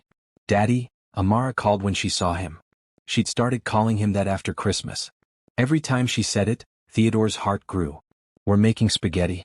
Your favorite." "My favorite," Theodore agreed, walking in to hug her. Then he kissed Nia. "How was your day?" "Good. I aced my pharmacology exam. And Amara got 100 on her spelling test. Both my girls are geniuses." They ate dinner together talking about their days. After dinner, Theodore helped Amara with her homework while Nia studied. Later they watched a movie together before bed. It was normal and perfect and exactly what Theodore had been missing his whole life. That night, after Amara was asleep, Theodore and Nia sat on their couch. Nia had her head on his shoulder. "I need to tell you something," Theodore said. "Something I've been thinking about." "What?" "I want to cut back on work. Not quit but delegate more. Spend more time at home. With you and Amara. I've spent my whole life building a company but I don't want to miss this. I don't want to miss her growing up. I don't want to miss us." Nia lifted her head to look at him. "You do that?" "Yes. Work used to be everything to me. Now it's just work. You and Amara, you're everything. I want to be here for all of it. The school plays and the parent-teacher conferences and the ordinary Tuesday nights. All of it. Theodore Harrison, you continue to surprise me. Is that a good thing?" "It's the best thing." They stayed up late talking about the future. About the wedding. About Amara's adoption. About Nia's nursing career. About maybe having more children someday. About growing old together. I never thought I'd have this, Nia said. A real partner. Someone who shows up. Someone who stays. I'm not going anywhere. Promise? I promise. You're stuck with me forever. Nia smiled. Forever sounds perfect. In March the adoption went through. Theodore was officially Amara's father. They had a small celebration at home. Just the three of them and a cake that said, "Welcome to our family officially." Amara was thrilled. She kept saying, "My daddy," over and over like she was testing out the words. Like she couldn't believe they were real. That night, Theodore tucked her into bed as always. But this time felt different. This time it was official. She was his daughter. Forever. Daddy? Amara said as he was turning off the light. Yes, sweetheart. I'm glad you found me that night. In the parking lot. I'm glad you stopped. Theodore's throat felt tight. Me too, baby girl. Me too. Do you think Mama knows? Do you think she knows I'm okay? I think she knows. And I think she's happy. Because you're loved and safe and exactly where you're supposed to be. Amara smiled and closed her eyes. Theodore watched her for a moment, this little girl who'd changed his entire life. Then he kissed her forehead and left the room. In the hallway he found Nia waiting. She'd heard the conversation. She was crying. She's going to be okay, Nia said. We're all going to be okay. Better than okay. We're going to be happy. They held each other in the hallway, both of them grateful for the family they'd built. For the love they'd found in the most unexpected way. For the future that stretched out before them, full of promise and hope. The wedding was 6 weeks away. Everything was falling into place. And for the first time in his life, Theodore felt complete. In early April, 3 weeks before the wedding, something unexpected happened. Theodore got a call from his business partner, Gerald Mitchell. They needed to meet. It was urgent. Theodore met Gerald at their office downtown. Gerald looked uncomfortable. What's going on? Theodore asked. Gerald sighed. I'm going to be direct. The board is concerned about your recent decisions. What decisions? The adoption. The sudden engagement. The fact that you've cut your hours by almost 40%. Theodore, you're the CEO of a multi-million-dollar company. People are starting to talk. Theodore felt his jaw tighten. Talk about what? About whether you're still committed to the company. About whether this sudden family situation has distracted you. Some of the board members think you're making impulsive decisions. Impulsive? I've never been more certain about anything in my life. I'm not questioning your personal choices. But from a business perspective, you have to understand how this looks. You find a random child, take her home, then start a relationship with her aunt, and now you're getting married and adopting. All in less than 6 months. It's fast, Theodore. So what are you saying? I'm saying the board wants reassurance. They want to know you're still focused on the company. They're considering asking you to step back from day-to-day operations. Take more of an advisory role. Theodore stood up. Let me get this straight. Because I chose to have a personal life, because I chose to be a father and a husband, the board thinks I can't do my job. They think your priorities have shifted. They have shifted. My priorities now include my family. But that doesn't mean I can't still run this company. I've built this place from the ground up. I've never missed a deadline or lost a client. The company is more profitable this year than it's ever been. I know that. And I'm on your side. But you need to come to the board meeting next week prepared to defend your choices. Theodore left the office angry. He'd given his whole life to that company. Now, because he'd found something more important, they questioned his commitment? When he got home, Nia knew immediately that something was wrong. What happened? Theodore told her everything. Nia listened, her face growing more upset as he talked.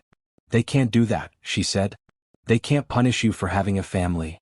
They can question whether I'm the right person to lead the company anymore. This is my fault. If I hadn't come here, if we hadn't fallen in love, you wouldn't be dealing with this. Stop. Don't say that. This is not your fault. This is them being narrow-minded. I don't regret any of it. Not 1 second. But over the next few days the situation got worse. Theodore started getting calls from board members. Some were supportive. Others were clearly concerned. The business partners who'd been with him from the beginning were confused by his sudden life changes. Then, a week before the wedding, another problem emerged. Mrs. Cole, the social worker, called. She needed to do another home visit. There had been a complaint. A complaint? Theodore asked. From who? I can't tell you that. But someone reported concerns about Amara's living situation. About the speed of your relationship with Ms. Washington. About whether this is a stable environment for a child. Who would report that? I don't know. But I have to investigate. I'll be there tomorrow at 2, Theodore told Nia. She went pale. Someone is trying to sabotage us, Nia said. Someone who doesn't want us to be together. We don't know that. What else could it be? The timing is too convenient. Right before the wedding. Right when the adoption is being finalized. The next day Mrs. Cole arrived exactly at 2. She wanted to talk to Amara alone first. Theodore and Nia waited in the kitchen, holding hands, both of them terrified. After 30 minutes, Mrs. Cole came to find them. Her face was neutral, giving nothing away. Amara seems happy, Mrs. Cole said. She told me about school, about her friends, about your daily routine. She said she feels safe and loved here. She is safe and loved, Nia said. We would never hurt her. I believe that. But I have to ask some difficult questions now. About your relationship. How long have you two been involved romantically? Since early November, Theodore said. About 5 months. And you're getting married next week? Yes. That's very fast. Can you explain why the rush? Theodore looked at Nia. Then back at Mrs. Cole. Because we love each other. Because we want to be a family officially. There's no rush. There's just certainty. And the adoption? Mr. Harrison, you went from being a bachelor with no children to adopting a 7-year-old in less than 6 months. That's highly unusual. I understand how it looks. But everything I've done because I love Amara. Because I want to be her father. Not temporarily. Forever. Mrs. Cole wrote notes on her clipboard. Ms. Washington, can you tell me about your financial situation? Are you dependent on Mr. Harrison? Nia sat up straighter. I work full-time as a nursing assistant. I'm also in school to become an RN. I pay rent to Theodore for the guest house where Amara and I live. I contribute to household expenses. Yes, Theodore has helped me financially, but I'm not dependent on him. I'm building my own career. But if your relationship with Mr. Harrison ended, where would you and Amara go? That's not going to happen. But hypothetically? I have savings. I could afford an apartment, at least temporarily. I have family in other states who would help us if needed. Amara would not be in danger or without a home if Theodore and I broke up. But we're not breaking up. We're getting married. Mrs. Cole asked more questions. About their daily routine. About Amara's school performance. About her therapy sessions with Dr. Foster. About how they handled discipline and homework and bedtime. After 2 hours, Mrs. Cole finally closed her notebook. I'll be honest with you both. This complaint was concerning. The person who filed it suggested that this relationship might be more about money than love. That Ms. Washington might be taking advantage of Mr. Harrison's wealth. That Amara might be being used as a pawn. That's not true, Nia said, her voice shaking. None of that is true. I love Theodore. I loved him before I knew how much money he had. And Amara is not a pawn. She's my niece. She's my whole world. I believe you, Mrs. Cole said. I've been watching this family for 6 months now. I've seen the progress Amara has made. I've seen how you interact with each other. This is clearly a loving, stable home. Whoever filed this complaint either has misinformation or has ulterior motives. I'm closing the investigation. There's no evidence of anything inappropriate. Theodore and Nia both let out huge breaths of relief. However, Mrs. Cole continued, I would like to do check-ins every month for the next 6 months. Just to ensure continued stability. Is that acceptable? Yes, Theodore said. Whatever you need. After Mrs. Cole left, Theodore and Nia collapsed on the couch. They were both shaking. Someone tried to take her away from us, Nia said. Someone actually tried to break up our family. But they didn't succeed. We're okay. Amara is okay. Who would do this? Theodore had an idea. But he didn't want to say it out loud. Not yet. The next day he did some digging. He called his assistant Patricia and asked her to look into who might have contacted child services. It took her 2 days, but she found out. The complaint had been filed by Gerald's wife, Rebecca Mitchell. Theodore confronted Gerald the next morning. Your wife tried to have my daughter taken away. Gerald looked sick. Theodore, I didn't know. I swear I didn't know she'd do that. Why would she do that? She thinks you've lost your mind. She thinks this woman is taking advantage of you. She was trying to, I don't know, protect you or the company or something. She was wrong. I'll talk to her. You do that.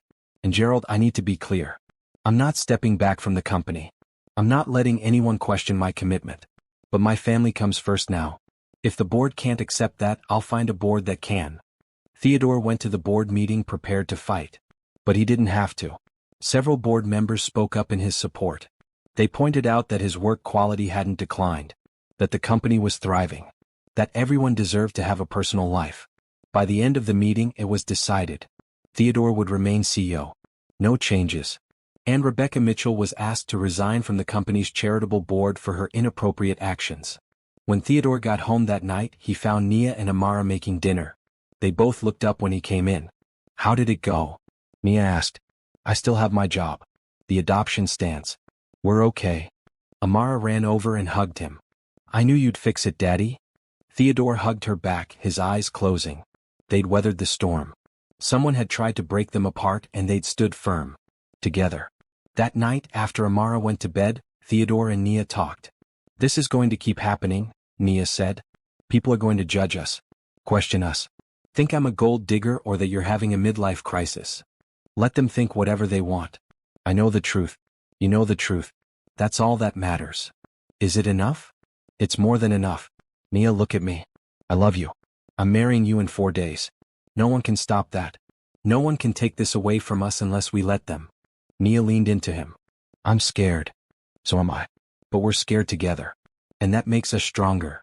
They held each other, both of them realizing that love wasn't always easy. That choosing family meant fighting for it sometimes. That the best things in life were worth protecting. The next few days passed in a blur of final wedding preparations. But underneath the excitement, they were both more determined than ever. They'd almost lost everything. Now they were going to hold on tight and never let go. The wedding day arrived on a beautiful Saturday in mid-April. Theodore woke up in his penthouse alone. Nia had spent the night before at a hotel with Amara. Wedding tradition, she'd said. They weren't supposed to see each other until the ceremony. Theodore looked out his windows at the city. 1 year ago he'd been alone. Content with his loneliness. Convinced that work was enough. Now he was getting married. Becoming a father. Building a family. His phone buzzed. A text from Nia. "Good morning, future husband. Can't wait to marry you today." Theodore smiled and texted back, counting the minutes. The wedding was at 3 in the afternoon. Small and intimate, just like they'd planned. They'd rented a private room at a nice restaurant. 20 guests total. Theodore's business partners who supported him. Some of Nia's nursing school friends. Dr. Foster, who'd helped Amara so much. Patricia, Theodore's assistant, who'd become a friend. And Amara, of course, who would serve as flower girl. Theodore spent the morning getting ready. He wore a navy suit with a blue tie. Nothing too formal. This was a celebration, not a corporate event. At 2:30 he arrived at the restaurant. The room looked beautiful. Simple white flowers everywhere. Candles on the tables. Soft music playing. It was perfect. The guests arrived and took their seats. Then the music changed. Everyone stood. Amara came down the aisle first. She wore a red dress with a full skirt. Her hair was done in 2 braids with flowers woven in. She carried a basket of rose petals and scattered them carefully, her face serious with concentration. When she got to the front, she stood next to Theodore and grinned up at him. "You look beautiful," Theodore whispered. "You look handsome, Daddy." Then Nia appeared. Theodore's breath caught. She wore a simple green dress that flowed to the floor. Her hair was down in natural curls. She wasn't wearing a veil or carrying a huge bouquet. Just a small bunch of white roses. She looked like herself. Beautiful and real and perfect. She walked down the aisle alone. No one to give her away. She was giving herself freely and completely. When she reached Theodore, she handed her flowers to Amara. Then she took both of Theodore's hands. "Hi," she whispered. "Hi," Theodore whispered back. The ceremony was short. They'd written their own vows. Theodore went first. "Nia, 6 months ago I thought I had everything. Money, success, a good life. But I was wrong. I had nothing that mattered. Then I found Amara, and through her, I found you. You've shown me what it means to be brave. To be strong. To love completely even when you're scared. You've made me want to be better. To be worthy of you and Amara. Today I promise to stand by you. To support your dreams. To be your partner in everything. I promise to love you, to honor you, and to choose you every single day for the rest of my life." Nia was crying. She wiped her eyes and took a shaky breath. "Theodore, I came into your life angry and defensive. I thought you were too good to be true. That there had to be a catch. But you proved me wrong. You showed me that good men exist. That love can be kind and stable and real. You took care of my niece when everyone else walked past. You loved her like your own. And somehow you made space in your heart for me too. Today I promise to be your partner. To support you. To challenge you when you need it and comfort you when you hurt. I promise to build this family with you. To raise Amara together. To face whatever comes our way side by side. I choose you, Theodore Harrison. Today and always. The officiant pronounced them husband and wife. Theodore kissed Nia while everyone cheered. Amara jumped up and down, clapping. After the ceremony they had dinner. The food was delicious. The speeches were touching. Theodore's business partner James gave a toast about how love changes people for the better. One of Nia's friends from nursing school talked about how she'd never seen Nia so happy. Then it was Amara's turn. She stood up with a piece of paper in her hand. Theodore and Nia had no idea she'd prepared something. I wrote a poem, Amara announced. For my aunt and my daddy. She cleared her throat and read. I was sad when my mama died. I thought I'd be alone. But then Teddy found me. And Aunt Nia came home. Now we're a family. All three together. I have two people who love me. Now and forever. There wasn't a dry eye in the room. Nia was sobbing. Theodore pulled Amara into a hug. That was beautiful, sweetheart, he said. I practiced with Dr. Foster, Amara said proudly. After dinner they cut the cake. Fed each other pieces while Amara giggled. Danced to slow songs while Amara twirled around them. It was perfect. Simple and perfect in everything they'd wanted. As the evening wound down, Theodore found himself standing outside on the restaurant's patio. He needed a minute to process everything. Nia came to find him. You okay? She asked, wrapping her arms around him from behind. Better than okay. I'm married to you. You are. How does it feel? Surreal. Perfect. Right. Theodore turned to face her. Thank you for saying yes. For taking a chance on me. Thank you for finding Amara. For being the kind of man who stops when others walk past. For being exactly who I needed. They kissed under the stars, both of them feeling like they'd found their forever. Have you ever met someone and just known they were meant to be in your life? Someone who changed everything in the best possible way? Share your own love story in the comments, and subscribe to see what happens next in this family's journey. The reception ended at 9. Theodore, Nia, and Amara went back to the penthouse together. They decided not to go on a honeymoon right away. They wanted to be together as a new family first. They'd travel in the summer, all three of them. That night, they tucked Amara into bed together. Both of them as her parents. Today was the best day ever, Amara said. Are you going to live with us now, Aunt Nia? In the upstairs apartment. Nia looked at Theodore. They'd been talking about this. About combining their homes. Making it official. Yes, Nia said. I'm moving upstairs. We're all going to live together now. Is that okay with you? It's more than okay. It's perfect. They read her a story and turned out the light. Then they went to Theodore's room, which was now their room. Nia's clothes had been moved in while they were at the wedding. Her toothbrush was in the bathroom. Her books on the nightstand. Her shoes in the closet. This is real, Nia said, looking around. We're really married. We're really a family. We're really a family, Theodore confirmed.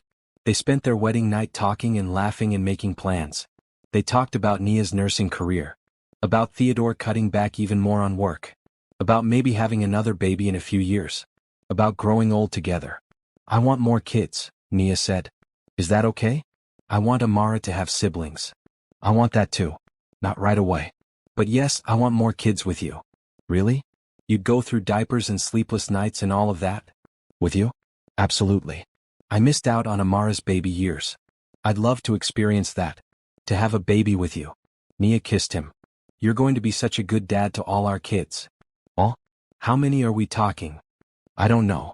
Let's start with one more and see how we feel. They fell asleep in each other's arms, both of them happier than they'd ever been. The next morning they woke up to Amara climbing into bed between them. Good morning, family, she announced. Theodore laughed. Good morning, sweetheart. What are you doing up so early? I wanted to make sure you were still here. That yesterday really happened. It really happened, Nia said, pulling Amara close. We're married now. We're officially a family. Forever. Forever and ever. They spent the day together. Just the three of them. They made pancakes for breakfast, played games, watched movies, did absolutely nothing productive or important. They just existed together as a family. That evening as they were making dinner, the doorbell rang. Theodore went to answer it. A courier stood there with an envelope. Mr. Theodore Harrison? Yes.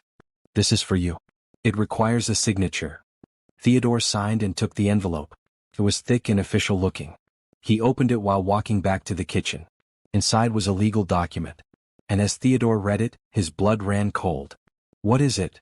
Nia asked, seeing his face. Theodore looked up at her. "It's a petition. Someone is trying to challenge the adoption. They're claiming I'm not fit to be Amara's father. They're asking for custody to be reviewed." "What? Who would do that?"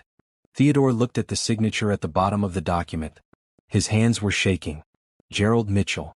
My business partner. Apparently he and his wife aren't done trying to break us apart." The next few days were tense. Theodore immediately called his lawyer. They had a meeting on Tuesday morning to discuss the petition. "This is ridiculous," the lawyer said. Her name was Jennifer Cho, and she'd handled all of Theodore's adoption paperwork. "They have no grounds. The adoption was approved. You've been Amara's legal father for weeks. They can't just challenge it because they don't like your personal life." "But they're trying." "Yes, and we'll fight it. But Theodore, you need to understand what this means. There will be a hearing. Gerald and his wife will have to present evidence of why you shouldn't be Amara's father. It could get ugly. Let it get ugly. I'm not giving up my daughter." Theodore went home and told Nia everything. She was furious. "How dare they? How dare they try to take Amara away from us? She's happy. She's thriving. What more do they want? They want me to go back to being the workaholic bachelor I was before. They want me to put the company first again. That's not happening." "No, it's not." They decided not to tell Amara about the petition. No need to scare her when they were confident they'd win. But it cast a shadow over their first week of marriage. Instead of celebrating, they were preparing for a fight. The hearing was scheduled for 3 weeks later. In the meantime, Jennifer advised them to document everything. Photos of Amara at school, at home, with her friends. Report cards showing her good grades. Letters from Dr. Foster about her progress in therapy. Letters from her teacher. Anything that showed she was in a loving, stable home. Theodore threw himself into gathering evidence. He got letters from neighbors. From other parents at Amara's school. From his own employees who'd met Amara when she visited the office. Everyone said the same thing. Theodore was a good father. Amara was a happy child. They were clearly a loving family. 1 week before the hearing, something unexpected happened. Theodore got a call from Gerald. "Can we meet?" Gerald asked. "Just the two of us. I need to talk to you." Theodore agreed. They met at a coffee shop. Gerald looked terrible. Like he hadn't slept in days. "I'm dropping the petition," Gerald said immediately. "I'm withdrawing it." Theodore stared at him. "What? Why?" "Because Rebecca and I have been fighting nonstop since I filed it. She convinced me to do it, said it was for the company's good. But I've been watching you, Theodore. Really watching. And you're happier than I've ever seen you. You're still doing great work. You're just also being a father and a husband. And there's nothing wrong with that. So why did you let her talk you into this?" "Because I was scared. We've built this company together for 15 years. I thought if you changed, if you became someone different, everything would fall apart. But I was wrong. You're not different. You're just more complete. And I'm sorry. I'm sorry for questioning you. I'm sorry for trying to hurt your family." Theodore didn't know what to say. He'd been so angry at Gerald. But now, looking at his friend's genuinely apologetic face, he felt that anger fade. "Is Rebecca sorry too?" "She's getting there. I made her write a letter to the social worker, explaining that her complaint was based on misunderstanding and jealousy. I also made her resign from all her volunteer positions at the company. She crossed a line and she knows it. Gerald, I appreciate this. But I need to know. Are we okay? Can we work together again?" "I hope so. You're not just my business partner, Theodore. You're my friend. I don't want to lose that." They shook hands. Theodore felt relieved. The petition would be withdrawn. The hearing would be canceled. They could move on. When Theodore got home, he found Nia studying at the kitchen table. Her finals were coming up. She'd been stressed trying to balance school, work, and the upcoming hearing. "I have good news," Theodore said. "Gerald is dropping the petition. It's over." Nia looked up, her eyes wide. "Really? Really?" He apologized. "It's done." Nia burst into tears. All the stress of the last few weeks came pouring out. Theodore held her while she cried. "We're okay," he kept saying. "Our family is safe. No one can touch us now." That weekend, they decided to have a proper celebration. Just the three of them. They went to the beach even though it was still a bit cold. Amara had never seen the ocean. Her eyes went huge when she saw the water stretching out forever. It's so big, she breathed. They spent the day building sandcastles and collecting shells. Amara ran in and out of the waves, shrieking with laughter.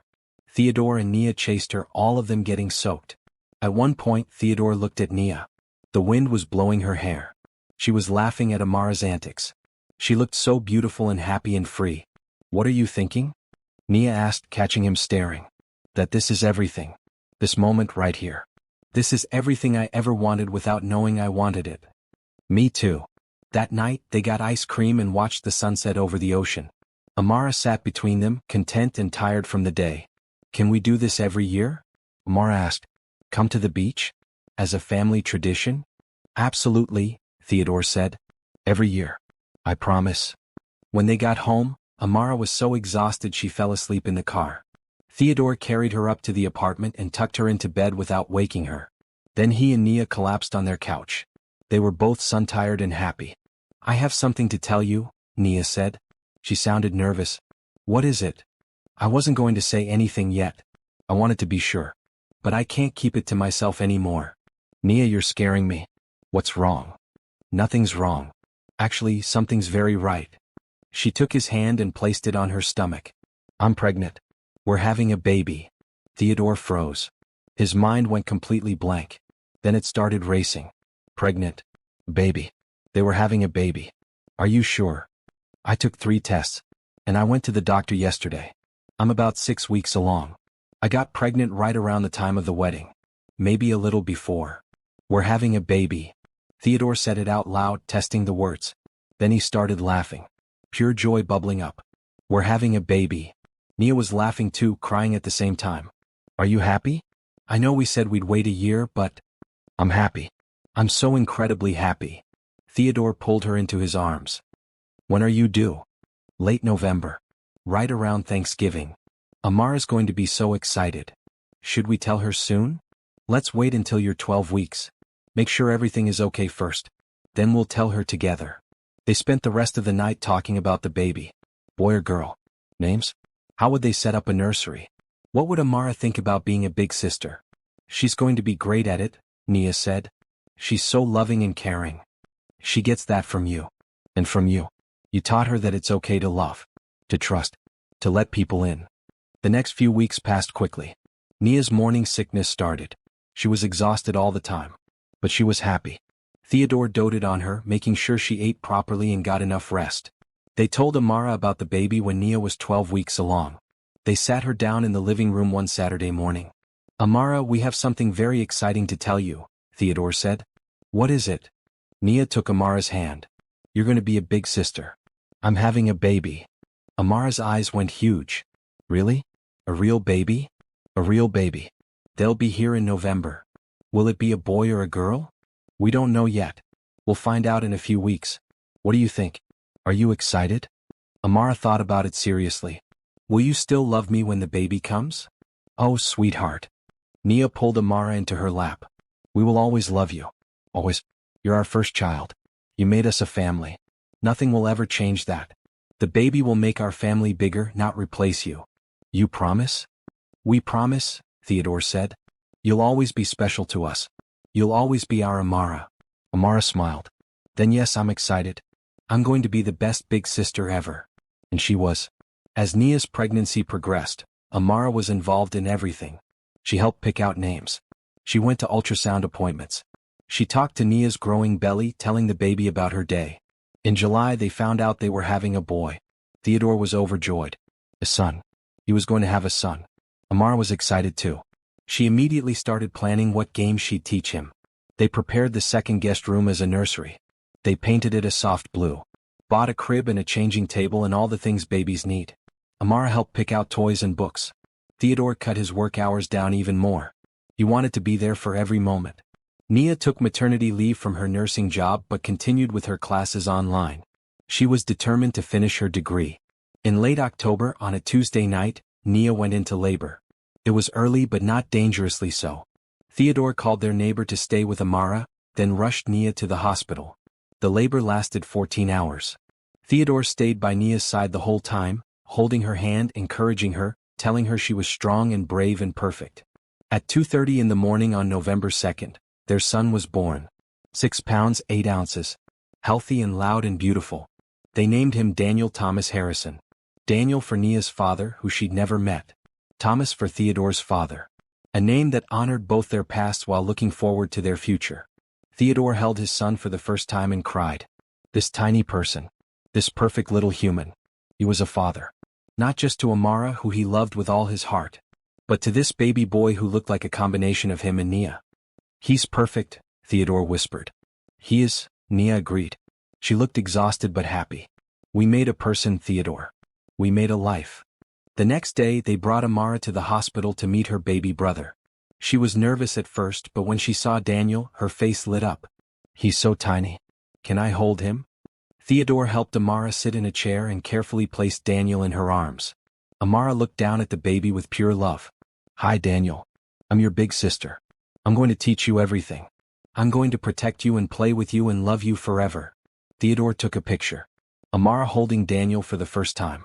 It was a moment he wanted to remember always. They brought Daniel home 2 days later. Life became a blur of feedings and diaper changes and sleepless nights. But it was wonderful. Exhausting and wonderful. Amara was true to her word. She was the best big sister. She'd sit next to Daniel while he was in his swing. She'd bring him toys. She'd sing to him when he cried. She was so gentle and loving. One night, about 2 weeks after Daniel was born, Theodore found himself in the nursery at 3 a.m. Daniel had woken up crying. Theodore fed him a bottle while sitting in the rocking chair. As he looked down at his son's face, he thought about the journey that had brought him here. Finding Amara in that parking lot. Meeting Nia. Falling in love. Building a family. Fighting to keep it. And now this. A newborn baby. A wife he adored. A daughter who called him daddy. A life that felt full and meaningful and right. Someone knocked softly on the door. Nia came in, her hair messy from sleep. Is he okay? She whispered. He's perfect. Just hungry. Nia sat on the arm of the rocking chair, leaning against Theodore.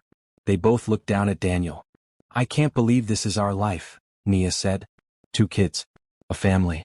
Sometimes I think I'm going to wake up and it will all be a dream. It's real. This is all real. Theodore, I need to tell you something. Something that came in the mail today while you were at work. I didn't want to say anything in front of Amara. What is it? Nia pulled a letter from her robe pocket. It's from a lawyer. Apparently Gerald's brother lives in California. He heard about us somehow. About you adopting Amara. And he's filing a petition. He says that as Tasha's children's uncle by marriage, he has rights to Amara. He wants to challenge the adoption. Theodore felt his heart sink. Not again. Not another fight. When did this come? He asked. Today. The letter says we have 30 days to respond. There will be a hearing. We'll have to go to court. We've been through this before. We'll get through it again. But what if we don't? What if this time they actually take her? Theodore, I can't lose her. She's my niece. My daughter. I can't. We won't lose her. I promise you. We have lawyers. We have evidence. We have a year of stability and love and everything showing that Amara belongs with us. He has no case. You don't know that. Yes, I do. Because we're her parents. Not by blood, necessarily. But in every way that matters. We love her. We've fought for her. We've built a life for her. No judge is going to take that away. Nia leaned her head on Theodore's shoulder. I'm scared. Me too. But we're scared together. And together we can handle anything. They sat there in the nursery holding their sleeping son, preparing to fight once again for their daughter. It wouldn't be easy. It never was. But love was worth fighting for. Family was worth fighting for. The next morning they called Jennifer Cho. She assured them that this petition was even weaker than the last one. Gerald's brother had no relationship with Amara. He'd never even met her. He had no grounds for custody. This will go nowhere, Jennifer said. But we'll respond properly. We'll show up to the hearing. And we'll win. I'm confident. Theodore held on to that confidence. They'd faced challenges before. They'd face this one too.